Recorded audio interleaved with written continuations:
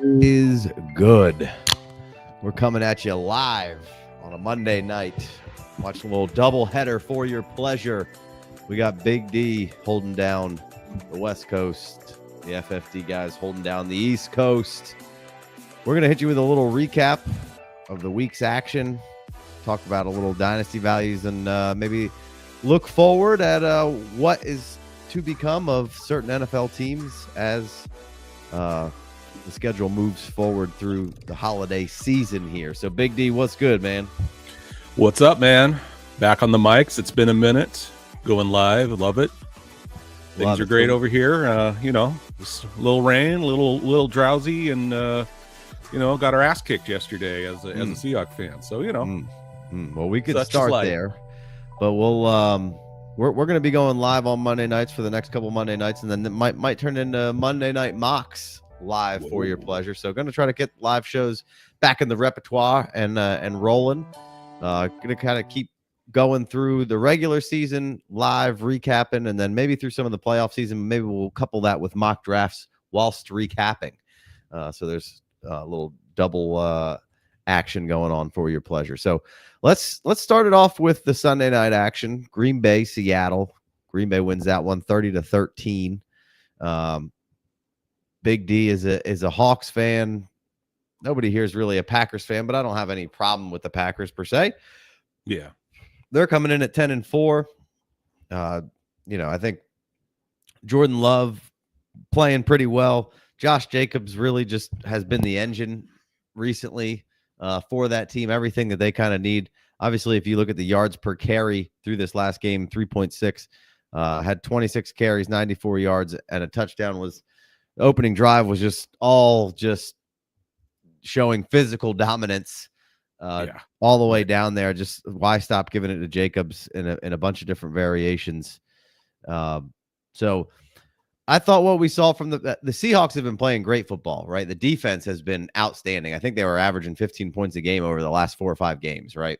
Mm-hmm. And I love where this Seattle team's going. I like their head coach. I like the pieces that you have on defense to play how he wants to play. I think you need a little more pass rush. You need somebody who stands out in that regard. I don't really see that one guy who's a killer right now on that defense as far as hunting the quarterback. Right. But a lot of good fun pieces there. Just for whatever reason, didn't seem in sync last night. What was your takeaways from the Packers visiting Seattle, which sometimes felt like it was a Packers home game, which is also an oddity all of a sudden going on at that great home stadium of yours? Yeah, man, it's been a weird season. I'd say the last 2 seasons or so, just the home field advantage for the Seahawks was loud and proud for the longest time, and I would say the last the last few home games, man, it's been a complete reversal. The Pack showed up last night, and they even commented on the main broadcast that what the hell's going on, because you're not used to hearing when Seattle's offense is on the field, it's typically pretty quiet. So it was different there. But yeah, I mean the Hawks are just at a point where it seems like they like playing on the road more than at home. I'm not quite sure why. Last game they lost on the road was Detroit in week 4. Other than that, they've swept. So the good news for the Hawks is the next 2 are on the road. But yeah, the Pack just kind of, it's that old adage, let me punch you in the mouth and see how you respond. And I think the Seahawks got punched in the mouth, and they just didn't respond. They just kind of curled up and that 14 points Packers put up on them in the first quarter. Mm-hmm. I think after that they kind of settled down, but there was just no offensive spark on the Seattle side. I don't know if Geno went out. Obviously he had the knee thing. It sounds like it's not a structure issue. It's going to be some soreness probably day to day. Sam Howell came in and he looked like like he was on a bender last night. Didn't think he was ever going to play or something. I mean, he looked absolutely horrible. And the Pack looked good even with their defensive missing. So Geno's played a bunch. I said Geno hasn't missed a whole lot. No, he hasn't. Sam hasn't had a chance to really, kind of go in and, Grubb, the offensive coordinator for the Seahawks. It's his first year. It's the first year for the whole coaching staff, and most of the staff hasn't worked together. But at this point in the season, you would kind of those kind of excuses to me are going by the wayside. And so, I don't know if it's going to be one and done for Grubb. I think they've done some great things on offense, but they've also he's a new coordinator, so kind of like I was talking about last year with Stoic for Houston, Slowick. Slowick, sorry, he's putting players in a position where they've got to and last year CJ Stroud was playing out of his mind, but it was like I didn't like some of the play calls that he was doing and some of the positions that he was putting the offense in, and that's the same thing for Grubb. I think there's some learning there. I hope they don't replace him. I hope we have another season of him, but yeah, I mean, just as from this particular game, Packers came out, smacked him in the mouth. They got the Seahawks kind of settled, but they just didn't have the power to step in. And there was a couple of plays throughout that game where there was I believe there was almost an interception at one point, and there was a couple plays where you're just waiting from the Seahawks perspective for that tide to turn. I think it was like the late middle of the third quarter. There was some action going on, and you kind of felt like, this could be one of those classic Green Bay, Seattle last minute type of plays. We've got the Fail Mary, we've got Matt Hasselbeck in the playoffs saying he's going to get the ball and score. Going to win. Yeah. There's some history there with the Pack and Seattle, but it's all love. I think Josh Jacobs and that team just came in and rolled, and it's going to be interesting to see how they go forward. So, yeah, thank God Seattle got off that version of that uniform from the Matt Hasselbeck days. Those were terrible uniforms. Got great unis, but that was not a good version of them. I think when last week you saw Sharps doing his thing, they got a run game going a little bit more. They really dominated the Cardinals this past week on the road, to your point. But didn't really get a running game going. Didn't seem terribly balanced throughout this game, and I think they just got, like you said, got punched in the mouth, and we're chucking it around. The bright sides of Seattle this year is getting to see the good part of JSN. I mean, 12 targets last night, 10 receptions, 83 yards, good for 18 points out of him. Not getting enough. I think you got to get Metcalf a little bit more involved. Obviously, maybe they're the double and everything's sliding over to Metcalf's side, so you're taking the easier stuff with JSN. I think you need a little more balance target wise through there. I think you got to. DK's in the last year of his deal, or has he got one more year? Yeah, I think he's got one more year. I think you need to re-sign him and move forward with him and JSN being a good duo. No Kenny Walker in the last two. Sharps was good in the last one and was fine in this one too. Got a touchdown later in the game. Packers side of things, I think Josh Jacobs is everything that they want. I can't see any reason why from the beginning of the year when everyone was talking about, this is just like a 1-year deal for Jacobs, even though he signed. Like, I think Jacobs is safe as a Green Bay Packer next year, right? Yeah. I think they're going to pay him. That your fantasy asset could be safe there. He's been excellent this year. He's pretty much always excellent. And for whatever reason, people just continue to fade him. Not really sure why. And then in this game, I like that you saw 4 receptions from Josh Jacobs because I do think he is a good pass catching running back. We're still at a point with the Packers receiving core where we just don't know who to play, right? Dobbs, baby. Romeo. Dobbs came back. He looked good. Romeo, where were you? He's back. So he scored a great touchdown. Reed's still getting the targets. Watson got a few more targets than I thought he would, just because of the secondary in Seattle. So that was kind of an interesting mark to me to see him get those 6 targets. And then, you said, Josh Jacobs getting 4 targets. I mean, it was a pretty even distribution by Mr. Love there. Right. And he looked great too, man. It's my love for Love is continuing to grow. He just, the dude just, if you as a defensive unit mess up in any sort of minor way, he's at that point now where he'll recognize it and get you. So you've got to play next to perfect It seems for when you're going up against Love from a defensive scheme perspective. Otherwise, he's going to toast you. So, and even if you are playing perfect, like you just said, Josh Jacobs is a monster. I know Aaron Jones leaving and Josh Jacobs, there were some question marks. I think our pod was not concerned whatsoever. We thought Josh Jacobs was an upgrade, or at least I did, and it's proven. I mean, he's just a monster. He can carry that team. A different flavor for that team. Like Aaron Jones doesn't punch you in the mouth. Like Aaron Jones is great. I'm not shitting on Aaron Jones by any means. No, yeah, exactly. Yeah, it gives you a little bit different identity, and I think Marshawn Lloyd could give you some more juice as a backup here. Coming in, I think it'd be a great 1-2 combo once he's going. You're right. Yeah. And then I think Josh Jacobs kind of does the same thing that Saquon Barkley has done for Philly, right? It gives him another angle, another avenue where you have to defend the run. You can't just kind of defend the run. You have to know where Josh Jacobs is on that field, and that really helps Jordan Love. Yeah, real quick, just listening to the broadcast last night. They were interviewing the head coach LaFleur.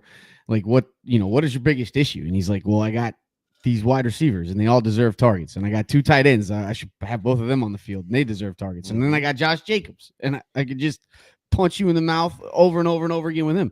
It's like, I can't fill all these, right. And you saw Dubs like get in trouble earlier in the year, miss a game. Somehow they worked it out. And if you target that man, it's going to work out. Watson made an incredible play. Yeah. Reed is obviously electric. He's getting the handoffs, you know, and so it's just an incredible core. Shout out to the GM there. What's his name? Gunquist or something like that. Gunakuts. Yeah, just crushing, slaying. They've for years. They've done a great job post Rodgers here. I was going to say, remember when Midnight Rodgers said that they needed wide receivers? Oh, yeah. They went and built it. I think this receiving core, I don't see a ton of rising going on in this offseason ADP that we're about to get to. I think Jaden Reed's going to kind of stay where he sort of was. I think Christian Watson's still going to be available. Dobbs is still going to be available. Kraft is probably going to be the biggest riser, but I think Musgrave is going to, at some point hamper that situation and tamp it back down a little bit because he's, uber athletic and a whole lot of fun. Kraft was the guy with more experience. So, but Jordan Love is clearly the beneficiary of all this. I'm going to be very interested to see where he ends up in drafts. Like, I mean, is he now, is he going to be a back end of the first round quarterback? Is he going to be is he going to be a 6, 7, 8, 9 startup pick quarterback? In our very early in-season ADP for 2025, he's at 112. Right. And I mean, I can't be upset about it. He battled injury right at the start of the season and kind of through parts of the season. Now seems to be getting healthy at the right time. Stroud or Love? Packers, it's Love for me right now. It has to be. Packers just playing. That was like some good playoff level football right there last night that you saw from Green Bay. And some teams are going in the wrong direction. I like where the Packers are going. What does this loss do for the Seattle Seahawks and their playoff hopes, Big D? It really puts a hamper on it, man. I mean, the NFC West is I think we were on Discord last night. And I kind of talked about it like a hot potato. It's like everybody's just, Niners at one point were like, here, you take it. And Arizona's like, no, you take it. And then, and the Rams are like, you take it. So, yeah, I mean, the Seahawks dropped to 8-6, so they're tied with the Rams. Last game of the season is it's a Seattle Rams game, so that could be massive. But I mean, you can't look to that yet from a Seahawks perspective because next week they've got Minnesota. So the only positive is it's on the road, or no, it's at home. Sorry. The Vikings are at Seattle, so that's not a positive for Seattle. Never mind. But yeah, so the Seahawks are 8-6. They're kind of on the I guess you'd call it the bubble. They're on the outside looking in. I think the Rams are. Seahawks technically are in control of their own destiny, right? They win out, which includes a win against the Rams. Then they're going to win the division, I believe. But I'm not expecting them to win out. And it's going to be an interesting play. 8-6. They're going to be playing for the West, so that 4th seed more than likely, depending on what the Bucks do And in the South, if they lose or whatever, because they're both 8-6. So the Rams are 8-6, the Bucks are 8-6, Seahawks are 8-6. And so we've got we've got a lot of 8-6 going to go on. So I think next week is going to be one of those massive, deciding factors to knock some of this down. And then from the Green Bay side, they are, what are they? 10-4. 10-4, right? Yeah. Where am I? Packers. There we go. So they're 10-4. They're behind the Vikings, who are playing tonight. So right now they're 11-2, currently up. So if the Vikings win today, they're 12-2. And again, Vikings next week are going to come to Seattle. The Saints are at the Packers next week, so you would expect Packers are 13.5-point favorites right now on that game. Vikings are 4-point favorites coming to Seattle. So, it's kind of bleak from a Packers perspective to try to catch that division, but they're definitely, I think, no question now. I don't think they've clinched quite yet. Let me just double check. Yeah, they haven't clinched a spot, but they're definitely in the hunt and more than likely going to make the playoffs. So yeah. Well, you got a little rundown of any of kind of some playoff scenarios, guys that are in the hunt and need some wins here over the last couple weeks. Yeah, I mean the AFC kind of is got it's 3 spots, right? Basically, there's 3 spots left in the AFC. The Bills, the Texans, and the Chiefs have all clinched. Now it's just a determining who's got the first round bye and seeding type of thing, right? And then you've got the North, which is just they're just, I mean, the North is always fun, but the AFC North, you got Pittsburgh right now leading that division, but then you've got the Ravens, and next week it's Steelers at Ravens, so that's going to be a massive game right there. And then the Bengals are 6-8. They're on the outside looking in. They're that bubble team, but they're still kind of around. Obviously not going to chase the division down, but they're still in the hunt for the wild card a little bit. But right now you've got the Chargers. Let's see, we got the Ravens are the 5th seed, Broncos, and the Chargers as of right now, and that's before the Monday night games. I didn't factor any of those in. Right. And then on the hunt, you've got the Ravens, the Broncos. I just said that: Ravens, Broncos, Chargers, and then you got Colts, Dolphins, and Bengals are kind of all the 6 and 8 teams that are hoping for some help. Basically, Bengals have got 2 in a row here. Dolphins couldn't survive this past week against Houston, which was a big blow to them. Yeah, and the Colts obviously lost to the Broncos. Yeah, so next week you've got Broncos at Chargers, Texans at Chiefs, and Steelers at Ravens. So those are some 3 massive bangers. AFC, bangers. So it's going to be a fun one in the AFC. And then flipping over to the NFC, you've got nobody's clinched the division yet, so we've got a lot of tight races, but we do have the Lions, Eagles, and Vikings all clinching a playoff spot. Lions are 12-2, Eagles are 12-2, and then the Vikings are the first wild card right now, and they're 11-2. And then we already kind of talked about the Bucks and the Rams, Seahawks, Bucks, Rams, Seahawks are all 8-6. The Commanders are 9-5. Packers are 10-4. So it's looking like the North is going to have probably 3 teams in.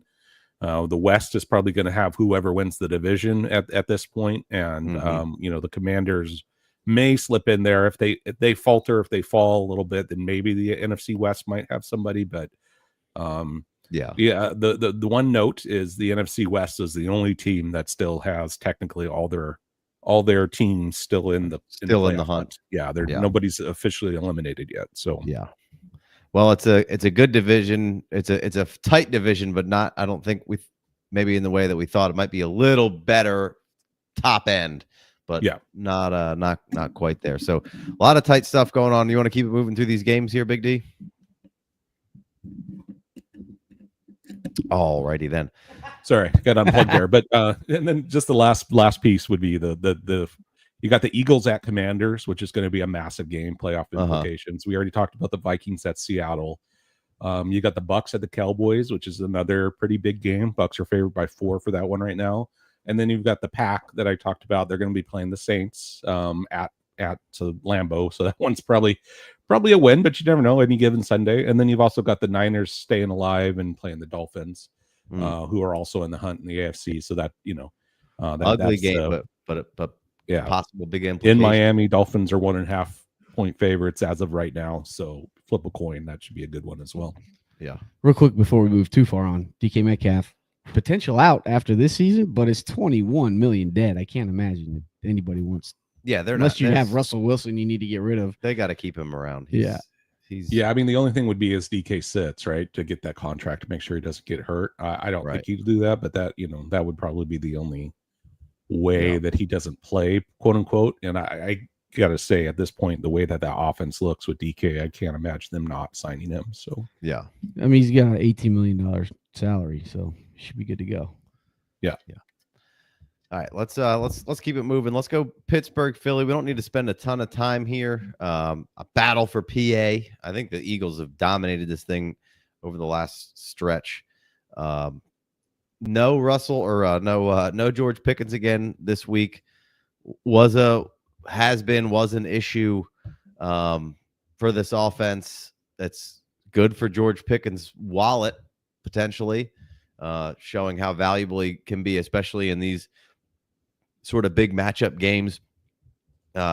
Just not a whole lot getting going on offensively for the Steelers.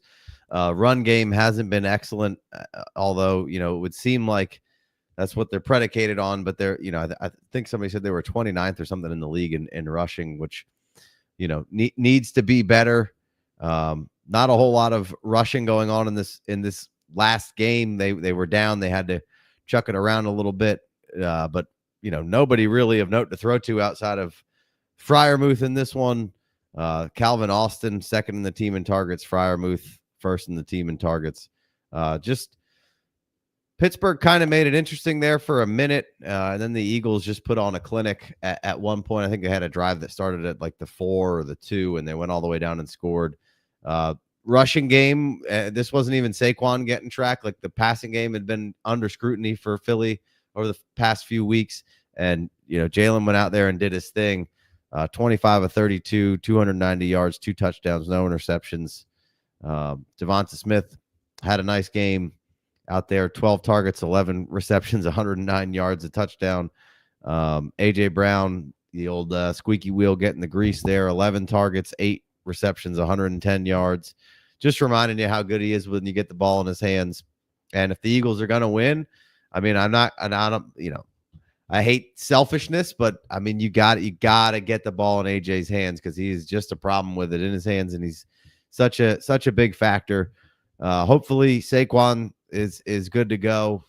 Came back in that game and made some plays. Definitely wasn't 100% fantasy playoffs wise. A lot of people pretty bummed about the Saquon performance after carrying him there.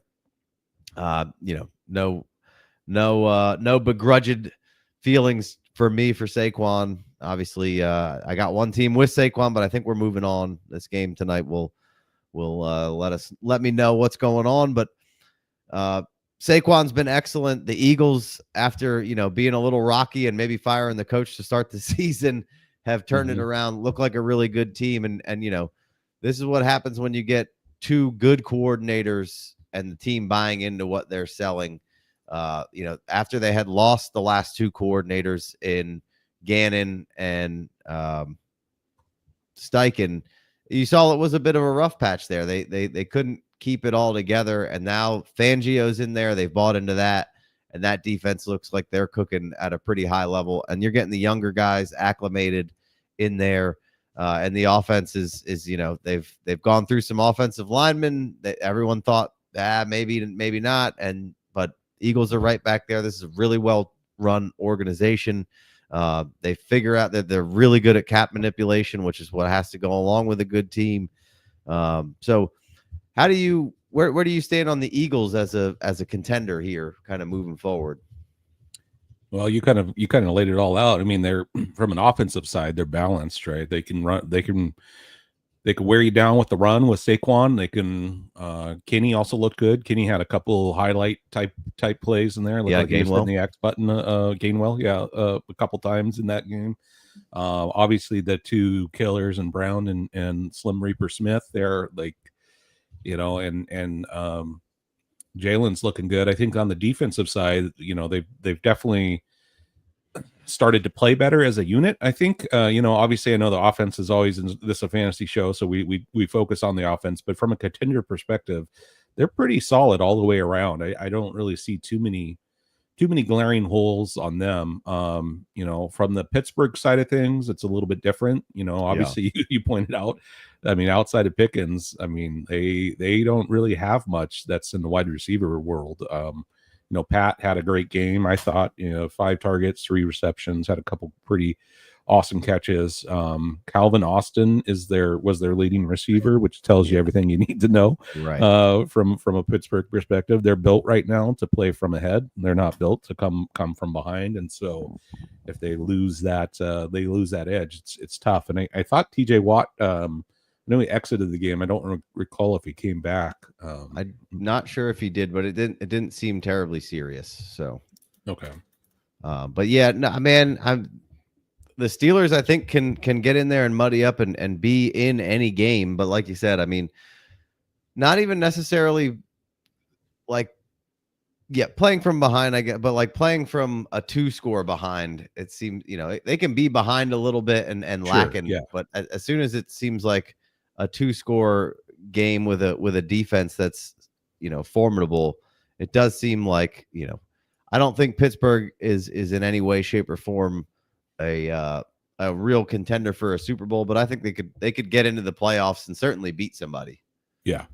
And Najee they beat Jalen, Baltimore already this year, but I mean, that's a division rival. So yeah, kind of is what it is. And Baltimore's been up and down all season long, right? They've had some really good stretches and then some stretches where it leaves you scratching your head.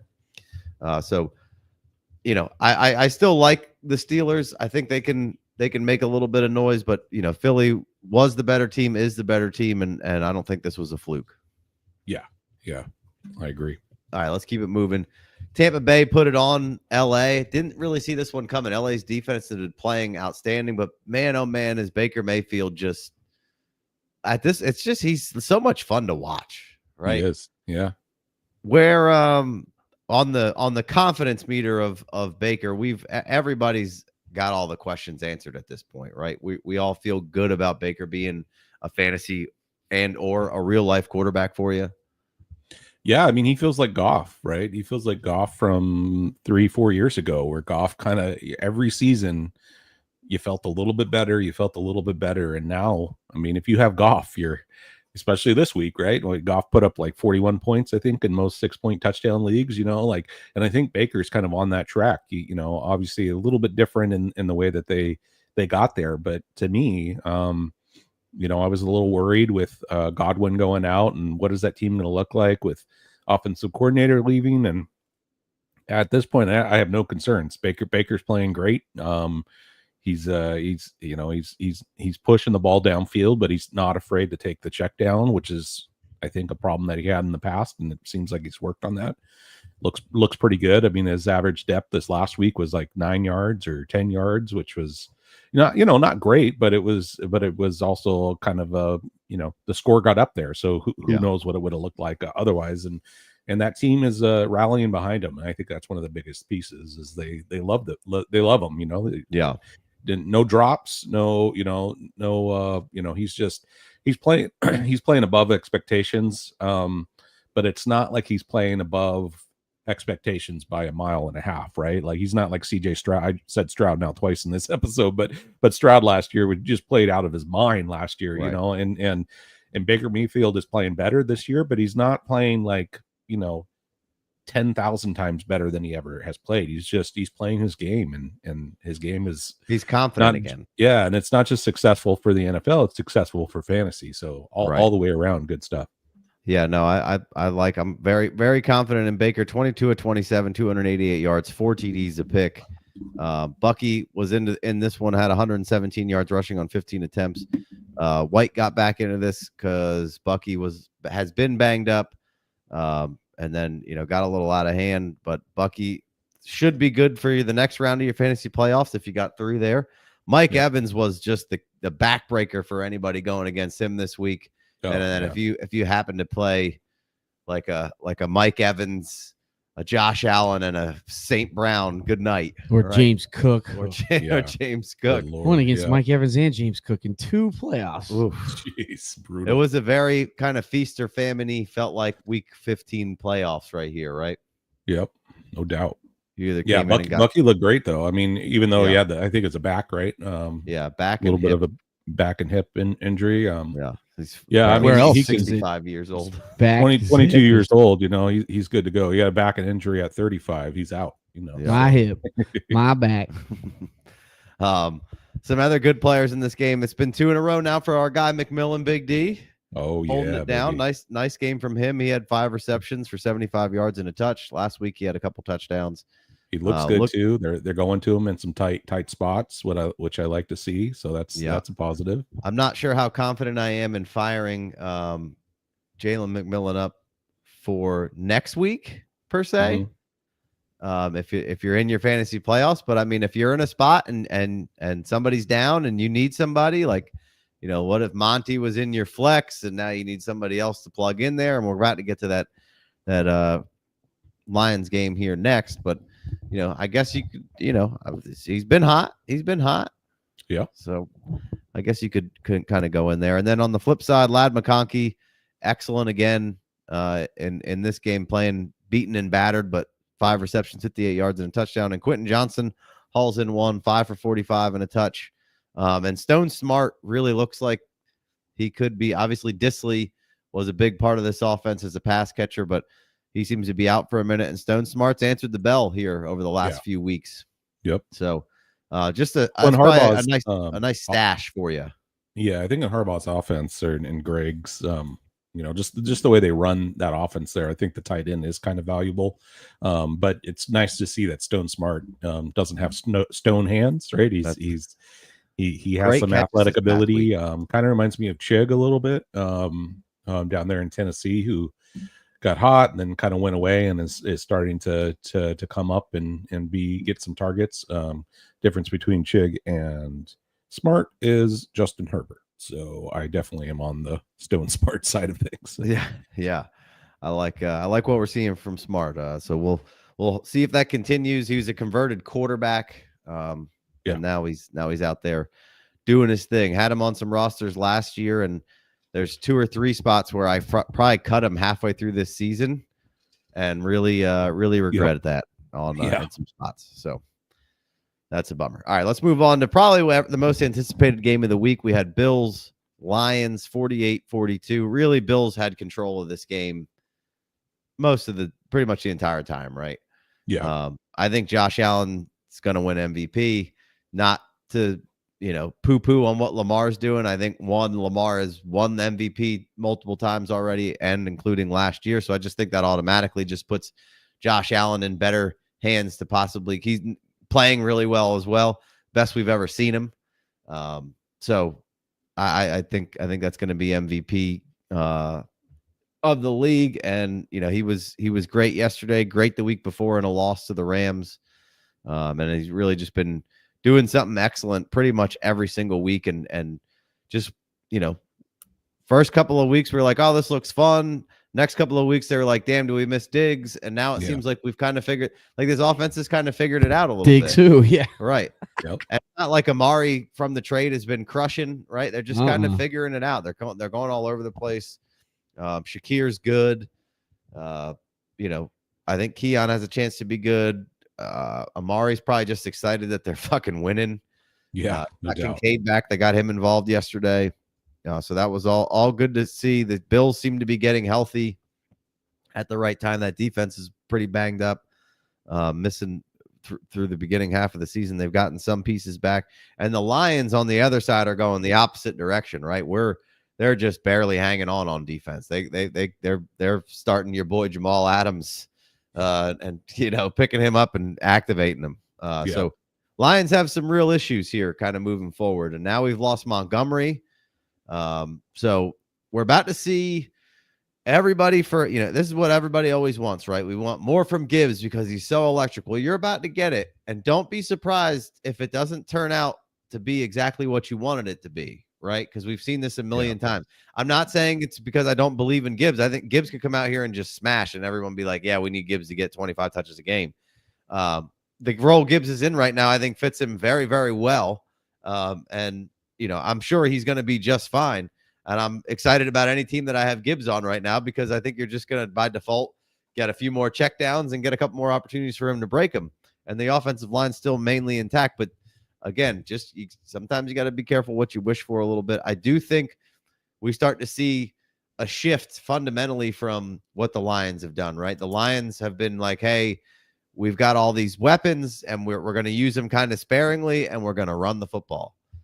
Well, obviously they haven't lost anything on the offensive line really per se. I think they lost maybe Decker or somebody at some point. That's why Skipper's playing so much. Correct me if I'm wrong here in the comments, but I think this defense going down now, all of a sudden you're not able to just play how you want to play. So I think you're going to see St. Brown with a nice run down the stretch. Jameson Williams is going to be very important down the stretch. How can we get this pass game going? And then the most important thing is going to be Jared Goff, which has played fucking awesome this year. Outside of one game where he threw 5 interceptions. Yeah. I mean, there's nobody I root for more than Jared Goff. Like, I just love that everybody hated on this man. They didn't like that. They don't like that he didn't know where the sun rose and set and thought he was an idiot. And the Rams moved on from him in a trade, and then they won the Super Bowl with Stafford. But I mean, Goff's doing his own thing with his own. I just love how Detroit embraces him too. Cheering his name, and I think it's the perfect storm, to be honest, for you from a fantasy perspective for the Lions, because they're just got Swiss cheese on lots of holes on defense now, and so. I mean, it really, really, really sucks with David going down, Mr. Monty. But I will say, with that happening, I think there's going to be a lot more options for Sam Laporta. Gibbs out of the passing game, Brown. Mm-hmm. I think they're going to have to change. In other words, they're going to have to change their play style. And you alluded to this, but they're going to have to change their play style a little bit.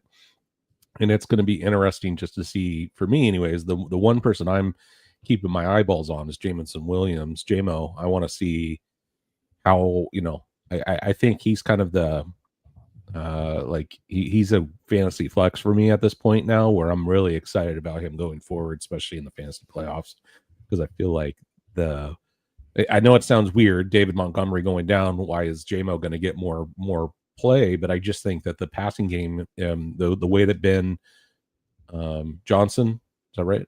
Sounds weird. Offensive coordinator for Detroit, Ben Johnson. Yes. Thanks. Okay, I was like, it sounded weird. It's like Johnson. Ben Johnson. I he's a smart dude, and I think this is a great time for him to kind of put on display these next 3 weeks what he's got. Should be noted they are on the road the next 2 games in the outsides. Zach noted. So fade your Goff because he can't play outside, right? I mean, we'll see. We shall see. Well, they're playing. You'd say they're in trouble because they're playing outside the next 4 weeks. They're also decent defenses too. You got Chicago and you got San Francisco both on the road, so it's it'll be interesting. But I think that both of those defenses are susceptible to some big plays, and obviously Detroit is susceptible to creating big plays. And if all things go right, that last game of the week could be a monster with Detroit hosting the Vikings. So. Yeah. All right. Let's keep it moving here. We'll go through some a little faster here. New England going down to Arizona, 30-17. Drake May, I thought, played fine in this game. He just doesn't have a whole lot surrounding him. Ramondre had 13 carries for 69 yards. Gibson had some good runs in this one. Connor was the story. Yeah. Ripped off a run at the end of the game to kind of hammer it home. I thought so. He just beat leukemia's ass and never looked back. Yeah, for real. Everyone just kept doubting him and fading him because he was like old or whatever. He looks like a fine wine. Yeah, he looks excellent. James Conner, another 5 catches and for 28 yards in the pass game, and then Trey McBride still tudless. They tried to get it to him. They're trying everything they can to get this man a touchdown. Just can't do it. He just stays slaying though. 10 targets, 9 receptions, 87 yards. Sell Marvin Harrison. Marv had 6 targets, 2 receptions, 32 yards. So bust. Couldn't get going. Definitely a bust. Yeah. Sell them to me. Wait till they hear these wide receiver rankings video. They're going to be so salty. Get mad. And then, Kyler was 23 of 30, 224 yards. Kyler, not that the stat line doesn't look terrible there, but I don't think his play's been up to where I want it to see week in, week out. And that's, he's been pretty inconsistent. Yeah. Right. I would agree with that. He's right. I think he's also, he's suffered from, well, I mean, according to this, there wasn't any registered. Is there a new Call of Duty or something? Yeah, it could be. The new Call of Duty 6 is out, so maybe he's just putting in game time. But no, I don't think it's that. I think he's just, I think he's still trying to get that offensive rhythm. And I don't know if he doesn't have a red zone target that he likes yet, or, obviously Marvin Harrison hasn't popped off like everybody wants him to, but I think that he's shown on the field when you've watched the film, or you watch, even if you don't watch the all 22, if you just watch the game, you can tell that it's just a matter of them getting in rhythm with each other. And I think that's gonna, I think it eventually will come along. But I agree with you. Kyler has definitely been inconsistent most of his time in Arizona, to be honest. But this year for sure, he's been a little inconsistent on hitting some of those. I wouldn't say wide open spots, but I don't know if they've told him, interceptions are bad, so he just doesn't try to force anything or what. I mean, I didn't. I'll be fully transparent. I didn't watch a ton of this game. I did watch some of it, but it just felt like he wasn't throwing the ball unless somebody was open. And that doesn't necessarily work in the NFL. I know that. Yeah. When you say it out loud, it sounds weird, but part of the reason why a lot of these quarterbacks, and we'll talk about Love just briefly.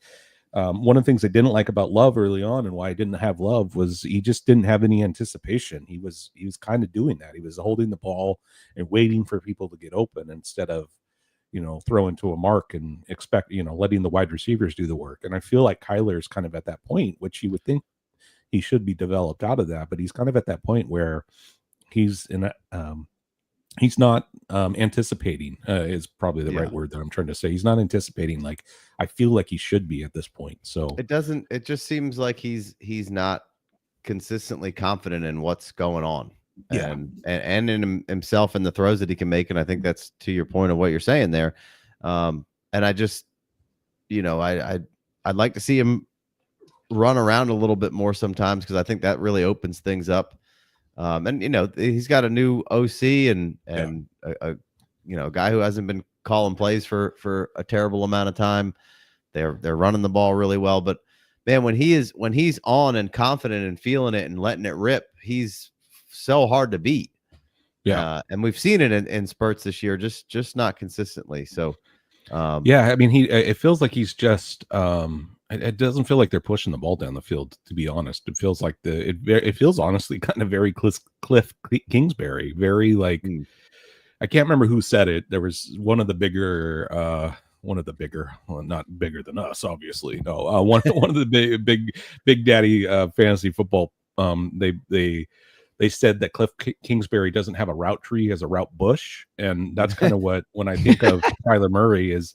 He throws in that route bush. He doesn't tend a route landing strip. Yeah, he doesn't tend to like throw it down the field. He kind of tends to throw it closer to line of scrimmage, and depth of target. I think this was like 5 yards this last game, and just kind of proving the point where I feel like they just need to dial it up a little bit and let the dude let him cook. Let Russ cook. Let Kyler cook. I don't know. We'll see, but hopefully they don't figure it out, because I am a Hawks fan and I'd be okay with them. Never figuring it out. So same Niners fan. Bengals take down the Titans. Boom. Burrow does his thing.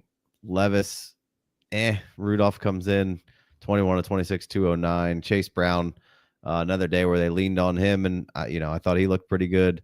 Pollard was battling an ankle injury in this one, got you the touchdown, but then Spears, had a couple carries, looked all right, looked good in the passing game as well. Had 6 receptions for 87 yards. I don't, for the life of me, can't figure out why they haven't gotten that going a little more. I know he's been banged up through. I think that's the reason as well. Yeah, so but it'll man, be interesting going forward to see. He was so much just watching him yesterday. Yeah. Obviously, this was a shit game, Sure. but 1 o'clocks weren't great. So just watching him with the ball in his hands and the acceleration and the way he bends angles and moves around out there is a whole lot of fun. But and Pollard has been excellent this year, and I've given Pollard plenty of his flowers. Like he shouldn't be. Pollard should definitely be the 1A right now as far as from the running back position. But they need to do some more getting Spears involved here. Kind of moving. And it was the Bengals defense, so take that with a grain of salt. That is true. That's true. Higgins and Chase both good again in this week as well. So healthy Higgins, he's both good. Yeah. Baltimore Higgins making himself some money. He switched agents to be Jamar Chase's agent. What does that mean? I don't know. You think that guy can finagle more money out of the Bengals and keep them both? Probably. Or he's just like, just give me one of these deals somewhere else. Yeah, probably not. They ain't getting both. Bengals are cheap. Baltimore took it to the Giants. Not a whole lot to talk about there. Bateman still playing well.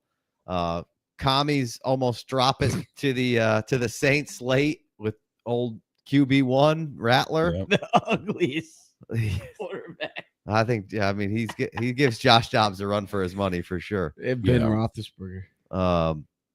But that was not a whole lot to talk about there. Scary Terry got you 2 tuds. Jaden Daniels was good, but New Orleans battles, hangs around, changes quarterbacks, and almost gets the win. Commanders got a big win because that sets up this Eagles matchup next week. I'm excited. So game isn't great, but Eagles going to Commanders. Hopefully it should be a good game. So last time it wasn't as good as, but Jaden Daniels was definitely still nursing that rib injury a little bit, and they got after him. Yeah. So we'll see. Well, it was on the road too, so this one's at home for and I think he's played. I don't know. I don't have the splits, but I'm almost positive he's played better at home than he has on the road. So Jets get the Jags. What a Devontae game. Goes nuts. Devontae Adams, wide receiver, like 1 40 on the fantasy points. Yeah, he did. Devontae went nuts. Garrett was good. Brees was injured coming in, but he got you 13, which wasn't the worst if you had to play him. Yep. Rodgers was fine. 9 carries, which was Mac Jones was good enough to put him in position to try to get there. Throws the pick at the end of the game. Parker Washington maybe stopping on a route a little bit there, but BTJ good again. So just bolstering stock for next year. Like loving what you're seeing from him, and you got to be excited about Jacksonville 2025. Every year, baby. It was nice to see ETN getting back involved and showing that he's still good. Still going Brian Thomas over Marvin Harrison? I'm not going Brian Thomas over. I said, are you still not going? Sorry. I'm not. I'm not going him over there. But I mean, I'm sticking with Marvin. The hype's too good. The what he can do is too good. I mean, are you watching the games? Yes, I'm watching the game. Because you're clearly not every single game. Because BTJ 2 or 3 greater signs better than Marvin Harrison Jr. According to the BTJ doesn't have any competition because we're good. Christian Kirk is out. Marvin Harrison might be Christian the biggest Kirk, buy the greatest wide receiver that has ever lived. See, everybody, that's what happens. Y'all give the greater signs right now, and then 2 or 3, and then Marv will come on and start crushing, and then you'll act like you never fucking said any of that. I'm not saying you did. I know. I'm being them right. Later. I'm just saying, I didn't say that. And it's the problem is it's not like you guys get too fucking caught up in the competition directly between those two guys. Yeah, and I'm like, it's not a fucking competition. Like, one guy came in as a first-round draft pick in fantasy without doing anything. Like, the value's not going anywhere. Brian Thomas is climbing the ladder. Brian Thomas has been fucking excellent. I have no hatred towards Brian Thomas. And I'm not saying that Marv is absolutely slaughtering it, but Marv's going to go over 1,000 yards and double-digit touchdowns for the most, very likely. That's a good rookie season. Hey, if you want to put him in the same tier, that's fine. But I'm not dropping Marvin Harrison down. Dude, Brian Thomas is wide receiver 6, Marvin Harrison 26. Done deal. Well, have you seen the last 3 weeks? That's it. We're good. Yeah. Done deal. Yeah. There's no way that anything could ever change or be any different ever. So, well, I mean, I will say, I think BTJ was the solidified number 4 for us, behind Neighbors, Harrison, and Odunze, and I still feel great about that. I still would take all three of those over BTJ at this point, personally, because I think that Jaguars are going to look completely different next year. I hope they do, for the Jaguars' sake.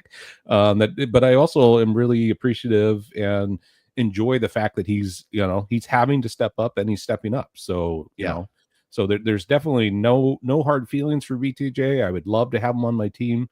Just if I'm doing a startup, I don't think I'm drafting him ahead of those other guys quite yet. So personally, but I can understand why other people do. So still going Odunze, and I'm not BTJ. Oh yeah. For sure. Me too. Sure. Yeah, and I mean same tier, but like I side with the comment section on this one. I trust Rome Odunze and where we're going, so I'm okay with that. It's just to me it's same. Like that's dude, like at least four greater signs. Sure, put as many greater signs. Again, this is just you're looking at one thing, and you're like, go play redraft then, man. Like go play redraft. Like I wouldn't have told you. He's doing it with Mac Jones. I wouldn't have told you to. I don't give a fuck who he's doing it with. They're throwing it to him a bunch. Good. Like it doesn't matter. Like Mac Jones, it was a fucking starter last year. Like if Marvin Harris's week 1 separation score wasn't so bad, they would throw him more targets. They threw him 6 balls. Here's one hint. When it comes to the NFL, A, they don't care about our fantasy team, and B, they still lost. So no matter how great the BTJ looked, they're going to be changing things, man. And I know you're just messing, Jay, but the second leading target on the Jags was Britton Strange. They pick you up some Strange. It might be too late. Shout out. Or and the second leading wide receiver was Parker Washington, who is raw. Pick him up too. Again, it doesn't need to get misconstrued as any hate towards Brian. No, Thomas. not at all. I think Brian Thomas is awesome. I'll draft Brian Thomas. I just like we're just ready to just downgrade everything of the prospect of Marvin Harrison down to just below Brian Thomas. Because why? Like because you're not watching the film. I'm watching every single. I guarantee you, whoever's commenting, I fucking guarantee you, I've watched way more of both of these guys than you. You could be sure. Whoever your favorite team is, I fucking know more about them than you do, and they're your favorite fucking team. Shut the fuck up. No, it is. Yeah, I will say I'm really not that mad. In your defense, Casey, you are a big Seahawks fan, so I agree with that statement 100%. So it's like I wouldn't have told you to draft Roman, dude. I would have told you to draft Brian Thomas in redraft. Don't draft Marvin Harrison in redraft. I wouldn't have drafted Marvin Harrison in redraft. I wouldn't have done it. You're drafting him way too high. But this is Dynasty. Yeah. This is the value that we're taking here. And hey, look, maybe it is take lock. And maybe this time next year, we got to downgrade Marv a little bit now. And maybe we have to downgrade him more again next year. But I'm just not ready to just throw dudes fucking out the window because they didn't have, by your standards, an excellent rookie season. Like, cool. Like Trey McBride is slaughtering it. What do you want to do here? Like, and Marv's still having a pretty good rookie season. That's the part that kills me. Like, he's still having a pretty good rookie season. But he didn't have a stretch like Neighbors did, though. Whatever. I don't care. And he's got Kyler Murray, not Mac Jones. Yeah, but Neighbors had Daniel Jones. So this is simple. The last 3 games. It's real so simple. It's real for everyone. It's so simple. Yeah. Here's what I want everybody in the comments to do. I want you to continuously post your rankings and tell me who's good for the next 3 years and see how trash those fucking things are. Because they'll change fucking every 2 weeks because that's how your fucking mind works, because you don't have any fucking gumption to stick with something that you went with over an evaluation over a long fucking process. So then when this guy's good again, you're just like, oh yeah, it was always good. Like everybody's probably back in on fucking JSN too, aren't they? Like, you know, you're only as good as your last 3 games. You know how long the comment section was so mad about every time I told you about JSN, and now where you at? Saying not a goddamn word. Where you at? 2 years ago, Nico Collins. Nico. That's what the list goes on. Keeps going, boys. This is why I get defensive about it, and mostly I'm just having fun. And why we're I'm here on a mic, and I get to be defensive about it. We're having fun, we're entertained. I'm having fun. This is fun for me. Like, that's what I'm saying. You like, just put 5 guys in a list and tell me what order to put them in and draft them in, man. Come on, man. We have done this a million times and so long, and the same people in the like, I'm not saying it's the same person, like the same style of person in the comments saying shit like that, and then nowhere to be found in a year and a half when that player is absolutely slaughtering it, and then they probably have, they're drafting him the next year of, oh yeah, I always knew that guy was good, and it's like, all right, dude, cool. Memories are short these days. No one has a good memory. Yeah, and it's just, I'm not willing to downgrade Marv all that much. I'm not, like, again, and we just did the wide receiver rankings, and I'll give you a little snippet of it, but like, if Marvin Harrison has 4 or 5 really good games in a row, the value will be right back through the fucking roof. That's why he doesn't move for me. That's the exact reason why he does not move for me. Yes, but he sucked this last week, bro. Cool. Sell him. Whatever. Sell him to me. Bust. That's fine. I bought all the JSN I could buy, and I drafted as much as I could and if you're going to drop Marv more and you're going to want to sell Marv he's more, dropping. I'm going to buy. I guarantee you when we do these Biggest startups, he's probably only dropped a round. Yeah. Like that's y'all are acting so fucking crazy. And it's like, he's probably like right there with Brian Thomas where they get drafted. I almost can guarantee you that's where the ADP is going to land. Yeah. Like it's wild. Like but that comment section, yeah, is which 100%, which is great. Like I get mad. Brian Thomas over everyone, of course. That's what's happening right now. So that's the answer. And Mac Jones, like, no, you know what's easy? Acting like that. You know what's difficult? Sticking to your shit, and you can't do it to the point where you absolutely have take lock. I will change my opinion. The take lock is spelled Taek. Okay, stop getting that. Marvin Harrison hasn't done anything to change my opinion. Like Roma Dunze, I knew what it was coming in. Like I knew what it was. Like I knew, like, don't draft Roma Dunze in redraft. You're not even watching the games, Casey. Yeah, I'm watching. I'm really, really hoping that Rome does not pop off at any point during this year, because I really am looking forward to buying all kinds of 2025 first round picks with him. Give them to me. Let me get them. Not early, folks. But my second half, mid to second half first round picks. I don't even know at the same level that Casey right now knows that next draft class. I don't need to. I know that Rome to me he's one of those players that I'm gonna have more shares than I probably should. So a lot of people want to hate on Caleb, so that'll even double down. Oh, for sure, 1,000%. Like, and look, for to say that one guy has Kyler and one guy has this other guy, there is, you have a point. I'm not saying that there isn't, like, they got good points. That's why they come in droves, right? But flocks. It's real easy to live in the week to week realm and constantly change. That's why you don't have a microphone and you don't go out there, and because if you put all your takes down, nobody would fucking listen to you by the end of the season, because you just have a bunch of dipshit takes. Well, so no one really remembers anything. No, you're right. I know. There's also, Derek Brown still tells fantasy advice. It's crazy. It takes a lot to figure out how to get a mic and record it, post it and shit. I'm mostly just fucking around. Yeah, but except for you right there. We're talking to you. Other than that, we're not talking to you. So hit me in the comment section. Please, I love it. We're having some fun. We're talking some shit. Going through some game recaps. Just if you made it this far, which you probably didn't. You did. This is outside the norm of what we do, but this, we're gonna be trying to do more. We went live during football, 2 Monday night games, football talks, and this is what we like to do. We like to bullshit, shoot the shit, party and bullshit.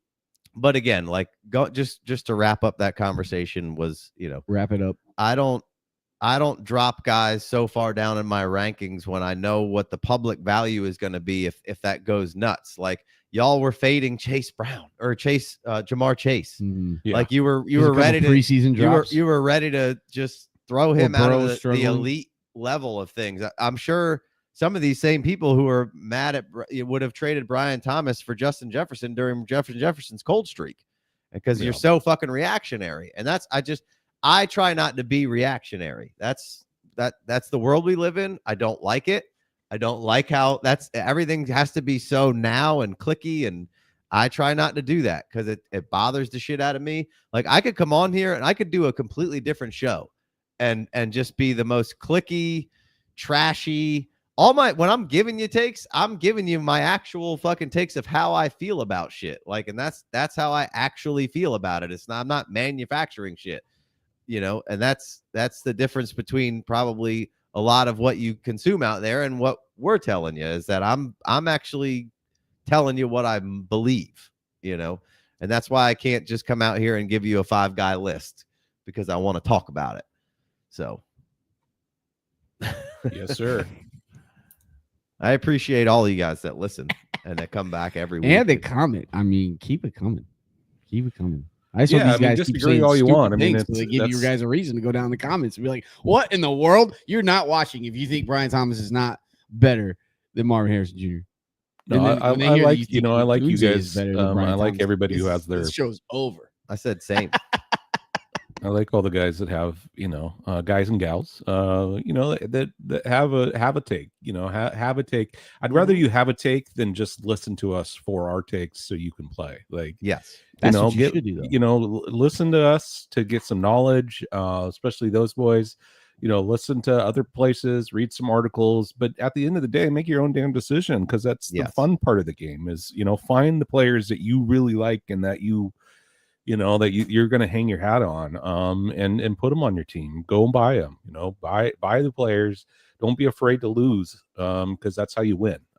In my opinion, if you always try to get to the mean, so if you always try to play to the average, your team's going to be average. You've got to take your moonshots every now and then to be dominant in your fantasy leagues. And, sometimes it works out and sometimes you fall flat on your face and it doesn't work out. But, at the end of the day, just try it. And that's just, again, that's everyone is when they're reacting to things that we're saying, you guys are playing the hits and the reactions right now, because that's what's giving you the results, but that's not necessarily how you're going to win in this game.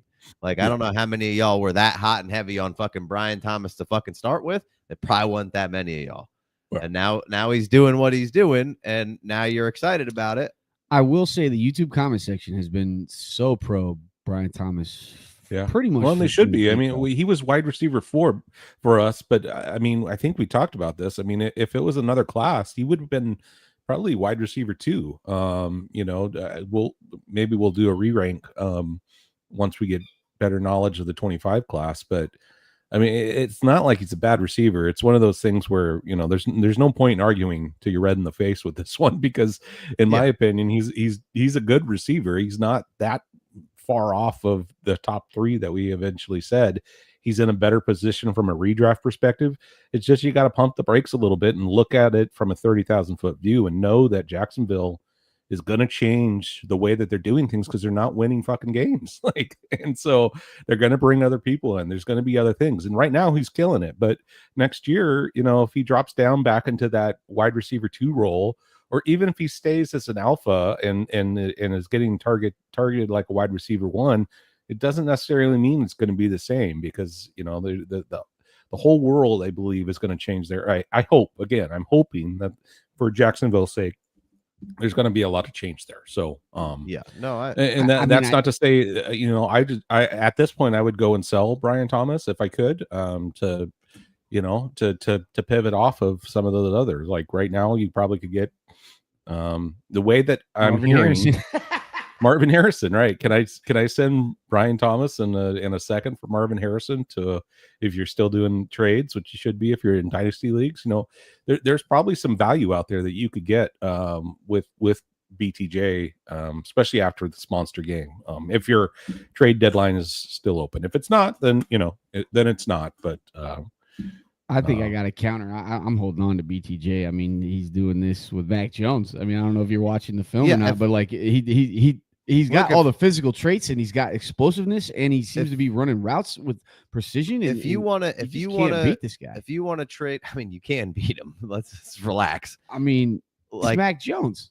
Why are we I mean, we always like Mac Jones. Yeah, I mean, Mac Jones can throw the football, and he's just throwing it to fucking good. Like Brian Thomas has had like 12 targets in the last 10, 12, 14. Yeah, that's good. That's gonna get you some that's what Big D's trying. Like if it shifts back to like, hey, we're getting 6-7 targets a game because we're distributing the ball a little more, which has been the Malik Neighbors argument. Like And it's not taking away that Brian Thomas is really good and Malik Neighbors is really good. But when there's some other options to spread it around to, most likely you're probably going to spread it around a little more. And maybe you won't see quite the alpha numbers. Look, the move for me, if I'm going with Brian Thomas, is I'm going to be trying to go up to, the next tier of players and try to exploit you for being so excited about Brian Thomas that you're giving me equal value to. I mean, nobody's getting. It's not a good week for Amon-Ra St. Brown, but if you have a down week, you might could get package up something. That's a good point. That'd be a better play than pivoting off of one of the other rookies. If you wanted to give me Brian Thomas in a first to go down to Marvin Harrison, I'll do that. Sure, but no one's doing that. You got to give the first with Harrison to get Thomas. That's what I'm saying. if you want to give me Marvin Harrison in a first, and then what about second? Brian Thomas. Well, you want Marvin Harrison regardless. That's what you're doing. But but here's the thing. Like, again, when I give you that ranking, that doesn't just say you don't go just trade Marvin Harrison straight up for Brian Thomas, because the public is that's why rankings are fucking stupid. Yeah. Because like you guys want them. I don't even want to do them. They're done. That's why I don't do sit-start stuff. Like what the fuck is the win there? Like, there's no tell me what to do, and if you're wrong, I'm mad. Right, exactly. Go figure it out for your fucking self. Honestly, I'm probably gonna make my own decision anyway. You tell me what I don't want to do, like I'm gonna do. Yeah, that's what like anyway, it's the dumbest shit ever. And like I don't really even want to do right. I just want to come on here and have conversations like this, but we gotta have some stupid fucking title because you guys are all idiots.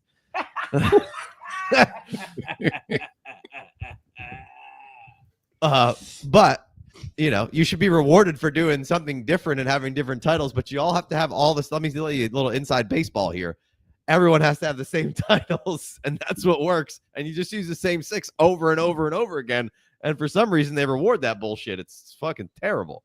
Oh, on Instagram, everybody does the same dance. That's what I'm saying. They take the same song. You take the same. I want to see the same thing again. It's the dumbest. Like what? Then I already forgot the last time I saw it. And I'll conform slightly because I want to keep doing this, but I'll keep doing it how I want to do it. Get the fuck out of here. And that's, again, because the ranking is set up like that, like I'm not necessarily just saying, hey, just blindly trade Marvin Harrison for Brian Thomas. Like I would never do. I would go out there and I would see how much extra I could get to go from Brian Thomas to Marvin Harrison, because I know that everybody likes and is in love with Brian Thomas, and for good reason. And again, like you can't like somebody else or put him in this, and then everybody is just like, oh, well, you hate that. I'm like, I don't hate the guy at all. I like the, like you've said it multiple times. He was in our third tier of players this year, essentially, right? Like I liked Brian Thomas. Like I like Lad McConkey. It's like 1718, I think, for us from a rookie redraft. Right. That was basically after you got out of those couple tiers, he was the next tier down, and you were excited about him, and I'm still excited about him. I love that I have Brian Thomas. I traded for Brian Thomas. I have Brian Thomas in multiple leagues. Like I like having Brian Thomas. It's awesome. Like it's great. I just, I'm not ready to. I don't just dead players out because some idiot says you're not watching the. Like I'm good. Fucking. Oh, you're clearly not watching. Yeah. Games. I mean, he's got 4 TVs set up and a systematic schedule to get his wife and kids out of his life on Sundays so that we can fucking facilitate this shit. There's nobody watching more football than my man. I used to keep up. I can't keep up anymore. I'm not watching nearly as much all 22s currently because we're recording a decent amount, but like I still watch some of it, and then I watch other people who watch that shit. And guess what? Roma Dunze is fucking wide the fuck open and slaughtering it. Like, it's just, he's going to be just fine. Like, I have no, Marvin Harrison is going to be just fine. Like, this is a public one. We only say that on the Discord. I don't, and that's okay. Like, again, do we go public on this? This is what makes Dynasty fun. And this is what makes, if everybody had the same values and looked at it the same way, you'd never get any trades done, right? No. So there'd only be 1 or 2 winners every year, too. Right. So. And if luck was involved, I'd win every time. Right. Shout out to Phil Helmuth. Like, and if everybody came out here and had all the fucking answers, like why would you be telling everybody? Like I'm out here, I'm doing. I ain't telling you nothing. I'm better than your average bear at this, but I certainly don't have all the fucking answers because it's fucking hard, and there's a million different ways to build a roster and do things. Skin cats, right? Shout out to those skinny cats. So, Anyway, we've gone on too long here. We got sidetracked. Dallas is playing well. Rico Dowdle, shout out to him. Yep. CeeDee Lamb's probably a good buy right now. Like I'm sure not this week. Obviously crushed it this week, but like Brian Thomas for CeeDee Lamb was probably very doable. So moving up in those tiers that's the kind of trades that I'd want to kind of try to capitalize on. And it's not because I don't like Brian Thomas, it's because those other guys have been good for a very, very long time in the situations that they're currently in. And so that's kind of where I'm at there. So again, rankings are stupid. Sit starts. Just put them in an order, bro. Stupid. Like it's all contextualized. Well, I mean, I think rankings are not stupid if they're the proper format, right? If they're tier based and you're using them as a guide, right. I think they're fine. But if it's just a straight up ranking and there's no context behind it, then it's just not gonna end well for you. If it's kind of like the old school.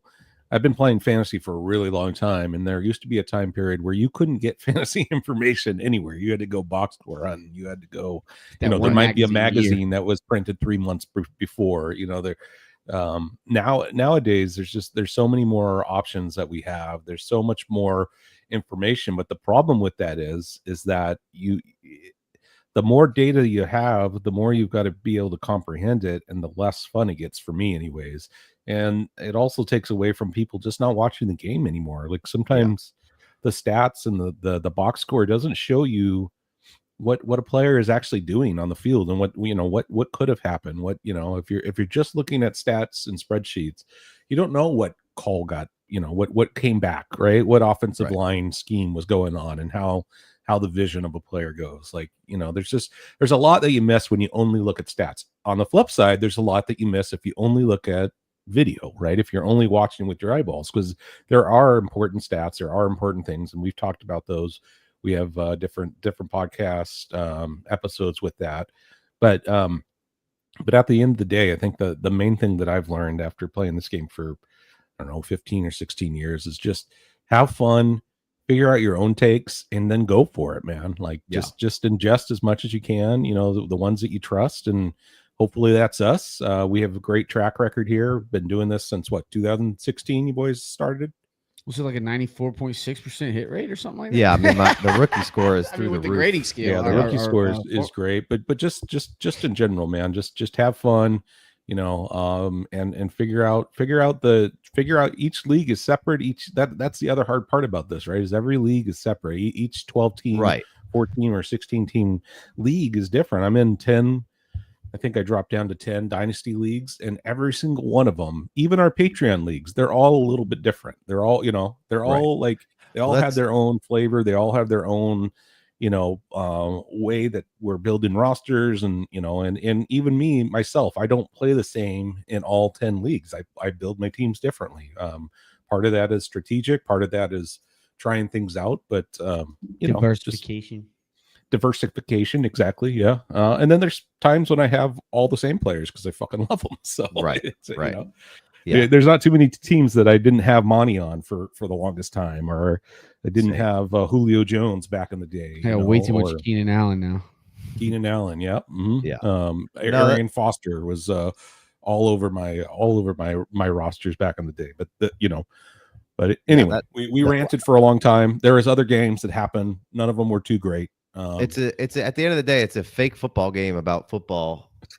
I consume a lot of it. I have a pretty deep knowledge base of what is going on. I'm wrong constantly, because how could you not be? I do pretty well at playing the game. I'm right enough that people keep listening. I've got a very long memory as opposed to a very short one.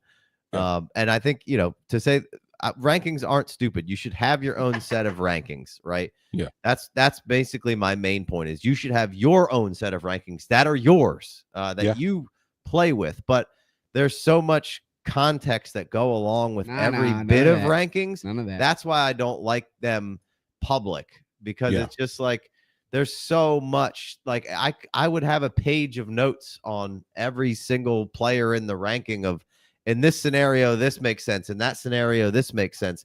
There's scenarios all over the place, and there's all sorts of context that go along with league to league, scoring to scoring, public. I know this league values this. I know that league values that. I know this. I know how this guy trades. I know how that guy trades. And it's, nobody's really that untouchable on any of my teams. Activity at the end of the day for me is what keeps me the best in leagues, gives me the best edge. Being active, microtransactions, always just trying to find basically it's sending offers, talking to people and seeing where their values lie. And then you're just trying to find that spot where, that's either right on par with public and I can exploit that, or they're way off on public left or right. And then I can try to exploit that. And that's it's just a game. It's a song and a dance. And that's how I like to approach it. Some people are like, I send one offer, it's the best offer. And if it doesn't start that offer, I'm not doing this. And I'm like, all right, man, whatever. Cool. That guy probably gets 3 trades done a year, so that's my rankings and tiers issue. That dude normally makes the playoffs, but never wins. Or probably never makes the playoffs. Just complains a lot in the league. He's on the bubble a lot. Yep. Yeah. So, hope you guys enjoyed it. Again, I'm never actually that mad on these mics, so I just get from the north. I just kind of fired up. It's fun. I like having fun out here. We talk football. And you guys listen enough that I get to keep doing it. So it's cool. It's growing. You don't like my Brian Thomas takes. Well, hit me in the sorry comments. About it. Hit me in the comments. Keep listening. There'll be more that you don't like. Why, instead of being so mad about that one, tell me about the ones that you like. Oh yeah, you don't want to do that. No, keep telling them the ones you don't like, because we like the rants. It's kind of like cutting someone off in traffic. It's enjoyable. Everybody tells me they like the rants. I try to keep them to a minimum. Yeah, it doesn't work, but you do try. Yeah. Hit me with that 5-star review on the podcast. Let's go, baby. Brian Thomas Jr. is good. You hate him. Just not as good as others. There's guaranteed regression coming. Guaranteed regression, for sure. Shrink. All right, we're out of here. Appreciate y'all.